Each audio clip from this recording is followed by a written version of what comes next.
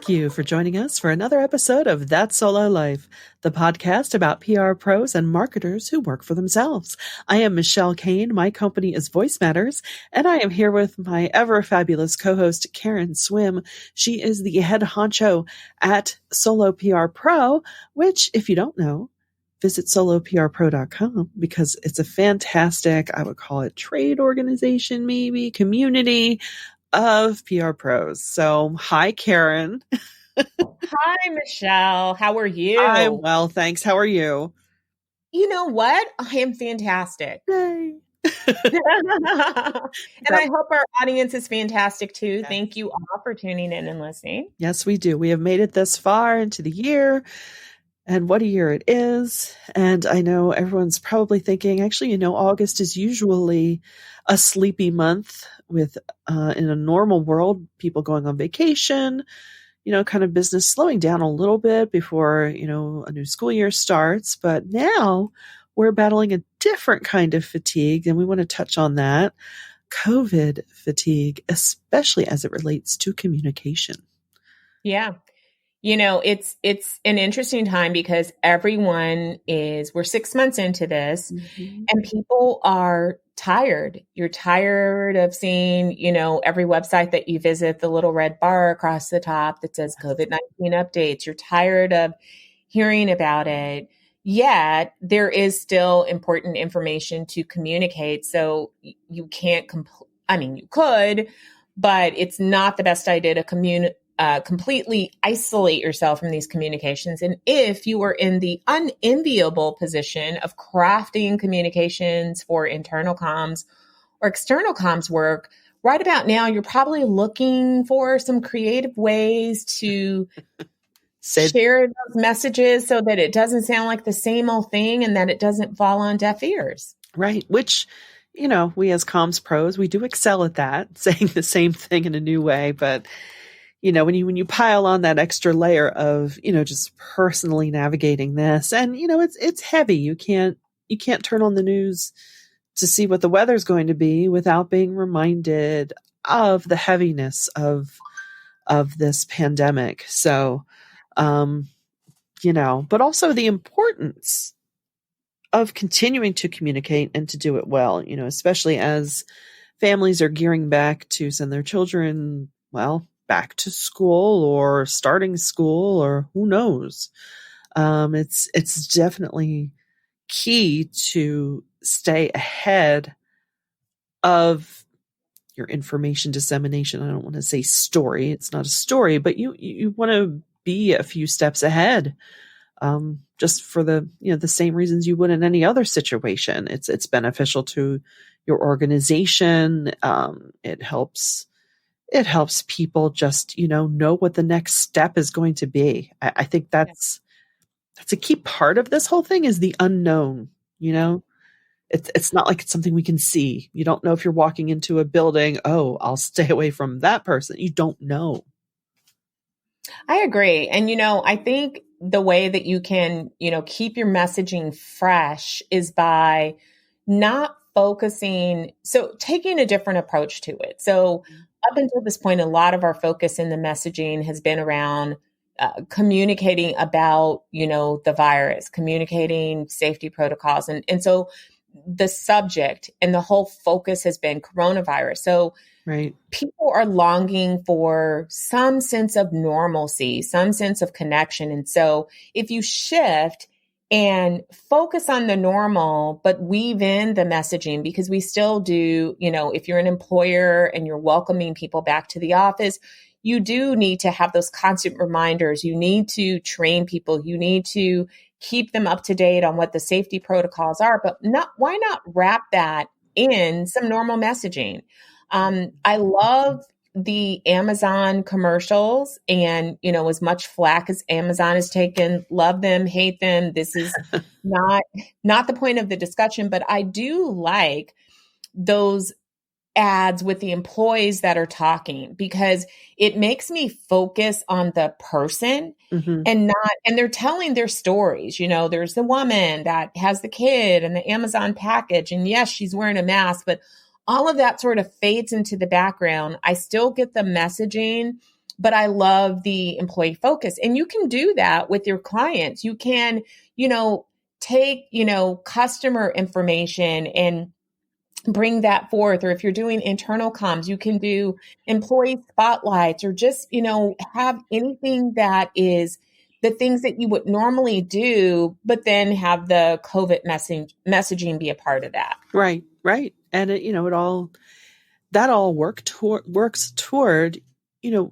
what your ultimate goal, whether it's, at the forefront or not, but you're creating a community, or you're solidifying your community, whether that's your community of customers or your community of employees. At the end of the day, you want to be cultivating that, sense of teamwork and camaraderie, and, on a brand level, alliance, allegiance with that brand of, hey, that's my brand. That's my paper towel brand. Yeah. Look at them. I They're mean, doing it right. and for communicators, remind your clients during this time what an amazing time to try new things. So try new channels. If they've never used video in their messaging, now is a great time to try it. We always, one of our solo traditions was using the summertime to learn new skills or try something new. Look at something on that long list of things that you've always wanted to do, and do it in the summer, because this month we usually do have a bit of breathing room. And it's that period, that after the busyness of spring conferences and before September hits, and we, launch into end of the year craziness. And so use that, don't make this year any different. Use this month as, an experimental month, and, do some tests, and remind your clients to celebrate their teams. What a great way to break through and, shake up that coronavirus messaging fatigue by celebrating the wins that the team has had. And, let's be honest, we know that this has been a tough time for businesses. Resources in so many cases have been cut back. Yeah. Sometimes there have been layoffs, but you still have a team that needs to be encouraged. And the fact that you are surviving this and are still standing, that's a win. I think that you can celebrate individual contributors. You can make that a regular feature, but, celebrate, bring some joy, bring some optimism to this time, because we're all craving that. Trust me, everyone is craving it. Yes, absolutely. Absolutely. And, talk about learning new skills. I know I've been slow to this one, but I'm as communicators among us, I don't know if you're being fed the TikTok for business ads in your feeds, but it's here. And, I've seen some decent use of it. And, I think much like happened, with Facebook, the kids will all flee it soon if all of us parent level people head over there. But, that might be worth looking into. And that could be a fun way to engage your team as well, depending on, your type of business. I think that could be a really cool avenue to explore. But yes, I agree with what you're saying for sure. We all need hopeful messaging, and, not manufactured, but just to know, like, hey, here we are, and this is what we are, and this is our, as we like to say, our now normal at the moment, and this is how we're going to navigate through, and then we'll deal with the next thing and the next thing. And, I think we all have to acknowledge having to be a little bit, continue to be nimble as we get through this. And I've seen a lot of great business creativity, of people taking that pivot and making things new. There's a local restaurant near me who, with our current state guidelines, it really doesn't make fiscal sense for her to even have a dining room open or outside seating, but she is focusing on what people love most about her place, which is her homemade sticky buns. So she's gone all in and all online with the sticky bun sales. And, it's this ingenuity is inspiring. And how now do I want sticky buns, Michelle. Keep an eye out. But yeah, and the fact that, she's not keeping that a secret, she's communicating that with her community. And I think what you said about video is key. One of our town of Percy is making their car show virtual. So people are sending in photos of their classic cars, and they are going to morph that into a video presentation that is part of their video First Friday. They even took their First Friday event, and now they just go around to the different businesses and do little interviews. So it's been really great to see the ingenuity that comes, and I think that's been kind of the exciting challenge of these times, is shaking us up a little bit and saying, oh, okay, well, there's a different way. And, I know I still need to be clear. We need to tell the truth. We need to be clear in that truth. We need to really be we need to be at the forefront of telling our own story. Yeah. And I think, it's vital. You have to find a way to do it, and do it in a way that's compelling and effective, for sure. For sure. Yeah. And I think involving your team members is an ideal way to do that. Because I think it lets them know that you care. And I think that's also very important right now. That whether it's your fellow team members, your employees, your clients, that they know, I think caring still matters. We know business is business, and business decisions sometimes are and aren't personal. Oftentimes it's not a personal thing, but it doesn't hurt to, let people know that you do care. Oh, I agree. Yeah, I agree. It's got on a bit of a ramble there.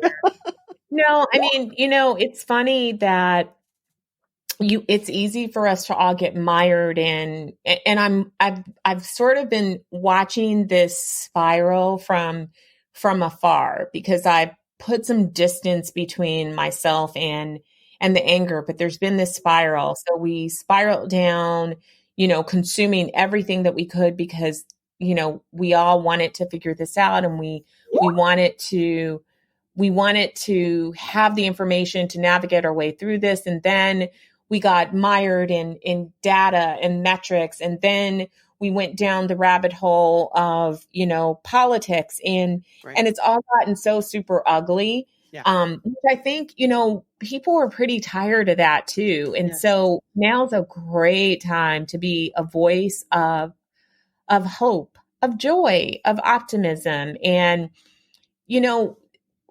listen, we're 6 months into it. This is where we are. Yeah. Ranting about it, being angry about it. None of that is going to change. Right. This is where we are. Right. This is it, people. So now we have to say, okay, we're here in this season of life. It's not a forever, but it's this season. So we have to figure out how to live. It's kind of like being dropped into a different land, and now you've got to figure it out. You got to figure out the landscape. You got to figure out, how to live where you are. Right. And I'm always somebody who would say that I bloom where I'm planted. I like to believe that it's, and sometimes it takes a little more work, but I think we all need to adopt that attitude. Like, here's where we are. So how do I flourish right where I am with all of these circumstances, instead of being angry about it or being sad about it or continuing to mourn it? It is what it is. Okay. Now let's get to work. Let's do this thing. Yeah. And, and I think that's important what you said. I think it's, a very good friend of mine, she used this in her office. She would, and it was great. I thought, wow, in a business, that's actually kind of cool. If something happened and someone on the team was really upset about something, she's like, okay, you have, and I'm probably not getting this right, I think it was like 24 hours. You have 24 hours to freak out about it. Then we're going to get to work. Yeah. That was great. You know what? You honor the emotion. And it's true. Sometimes when something's not right in your world, it does skew you.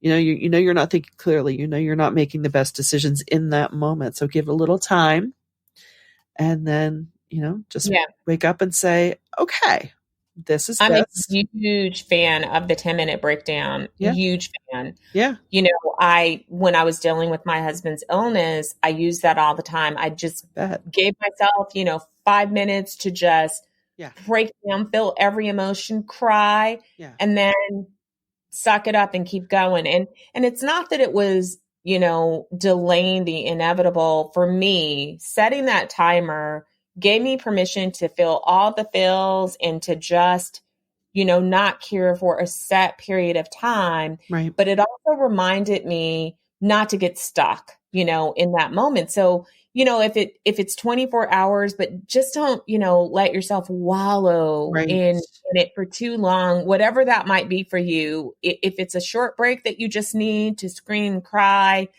whatever, process it, do it. But then, when that time is up, okay, now it's time to go back to, adulting. It sucks. It does.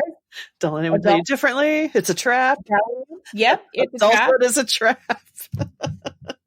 You know how we were all eager as children to get to double digits, and then it was like all about being an adult, and it was supposed to be so cool, and everything that whoever marketed adulthood, shame on you. It's not all it's cracked up to be. You make a great point though too, because let's face it, we are information junkies as communicators, or maybe just me.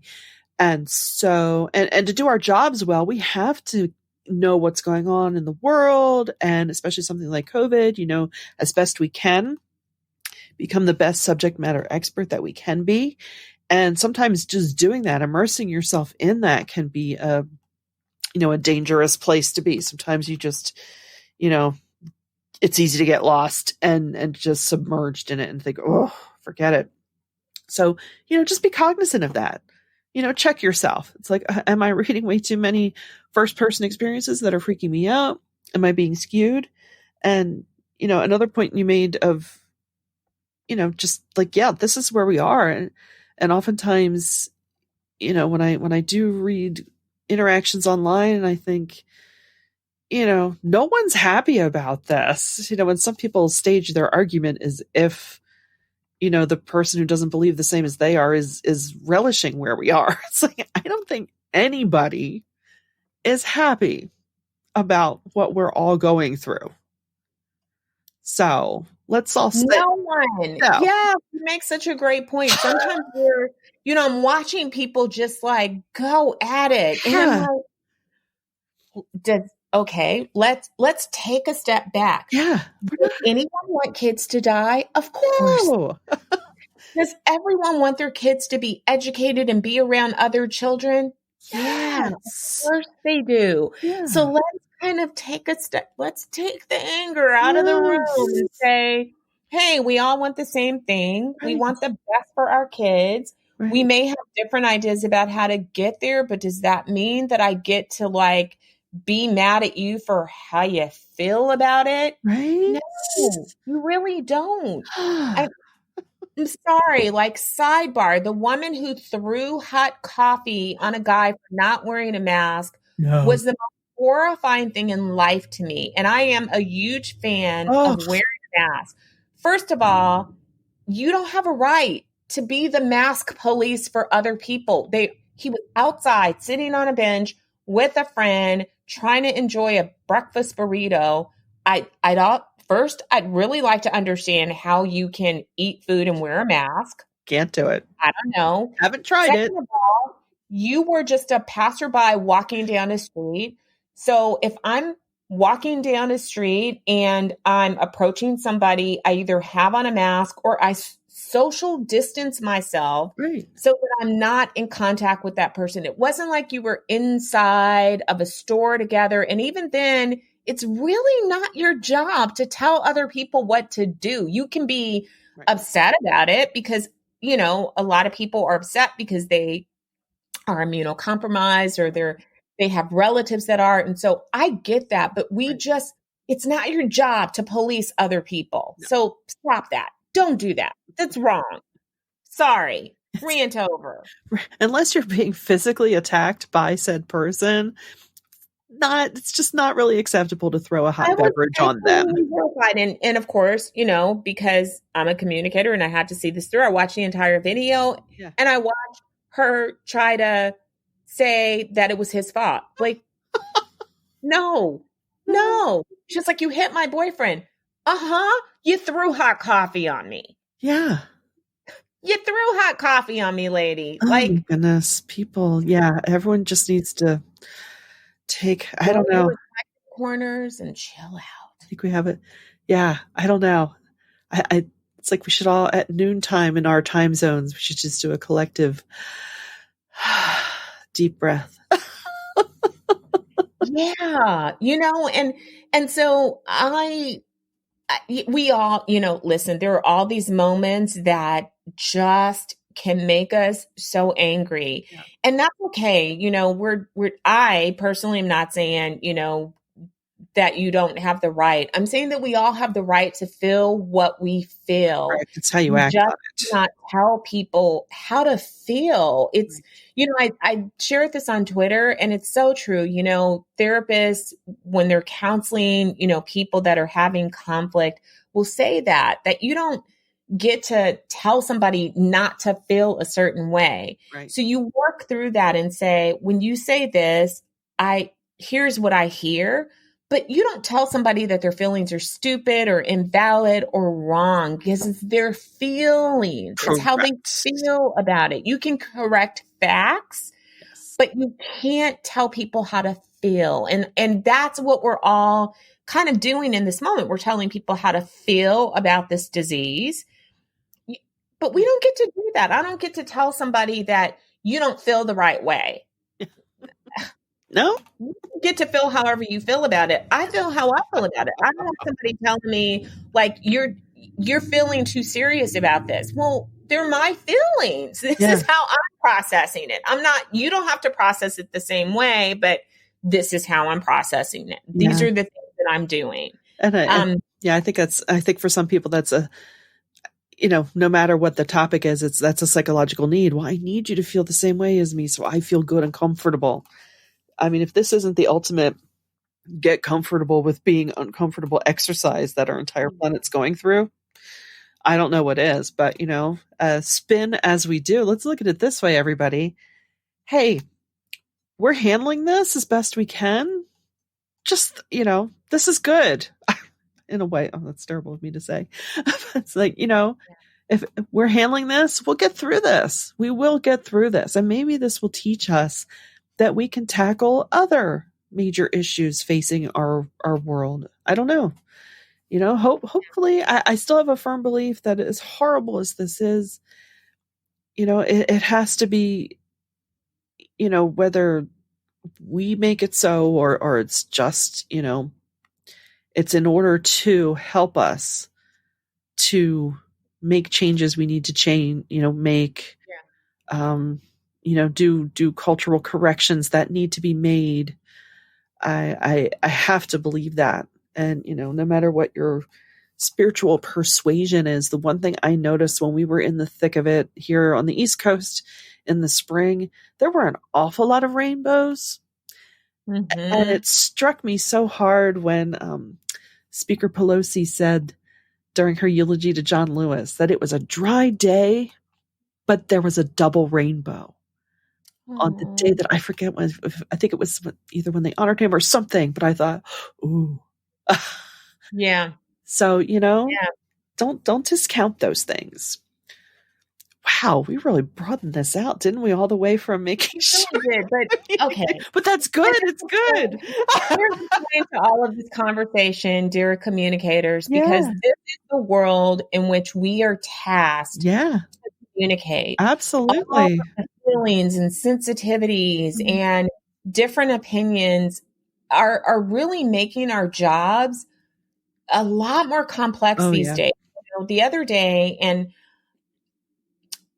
I don't mean this to sound offensive to anyone, and I'm definitely not diminishing all of the really important issues. And I am participating and raising my voice of awareness. But, the other day I was thinking, oh my God, it's so exhausting to try and keep track of what's offensive these days. Mm. And again, I'm not diminishing the importance of bigger issues, but in all honesty, there are just so many micro things that offend people that, it feels like you are communicating in a field of landmines. Like, Mm.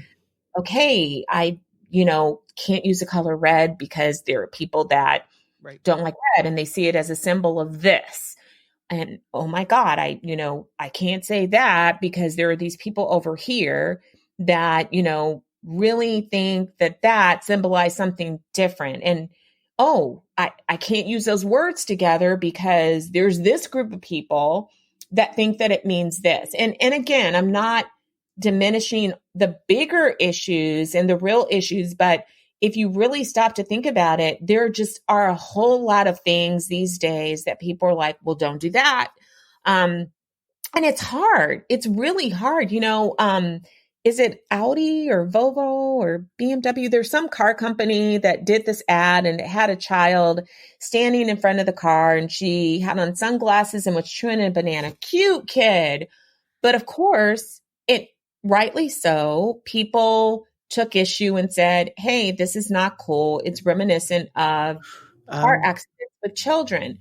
But again, it's really, I know that the intent behind that ad was right. not to suggest that, we should be frivolous when it comes to car safety in children.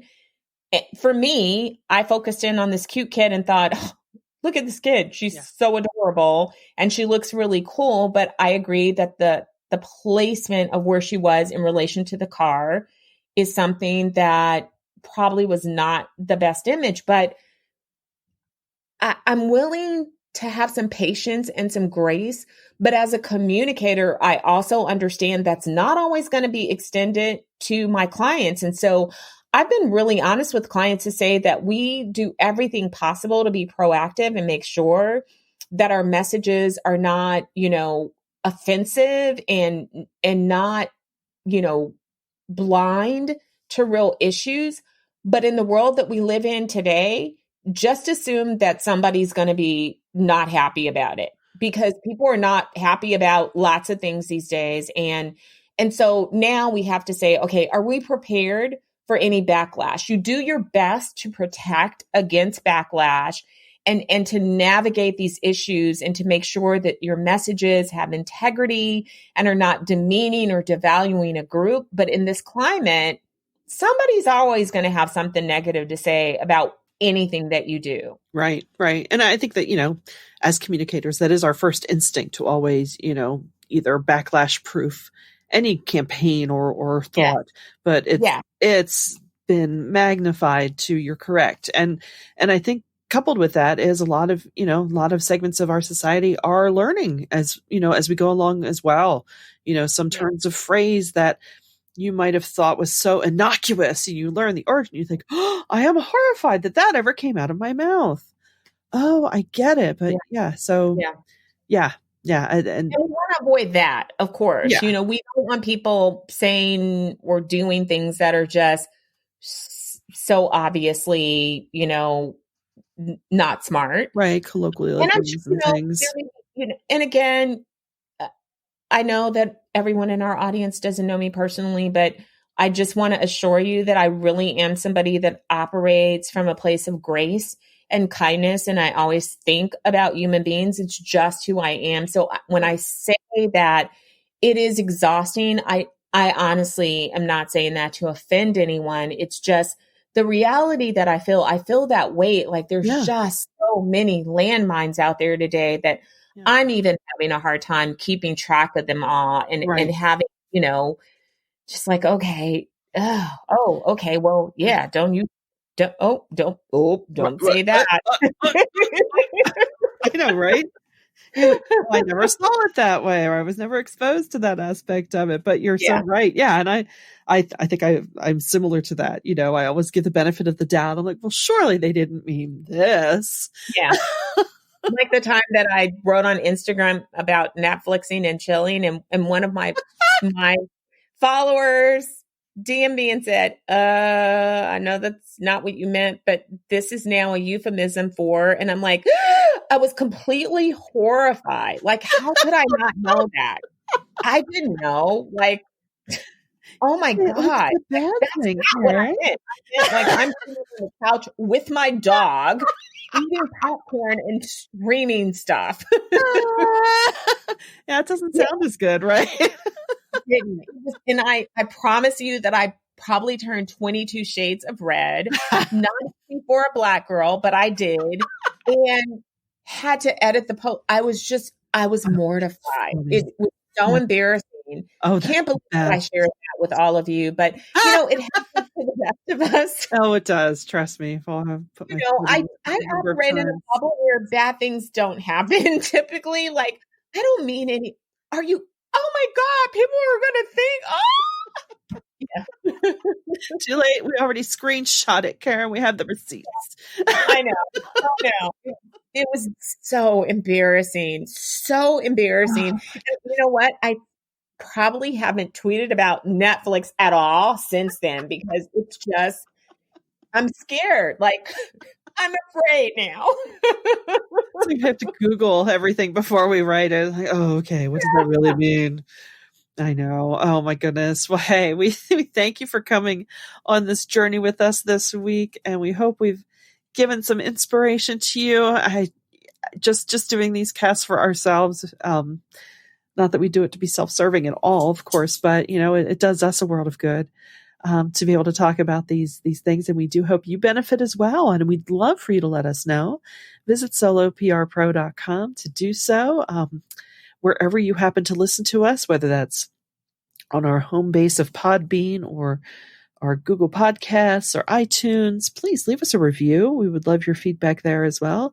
And until next time, thanks for listening to That Solo Life.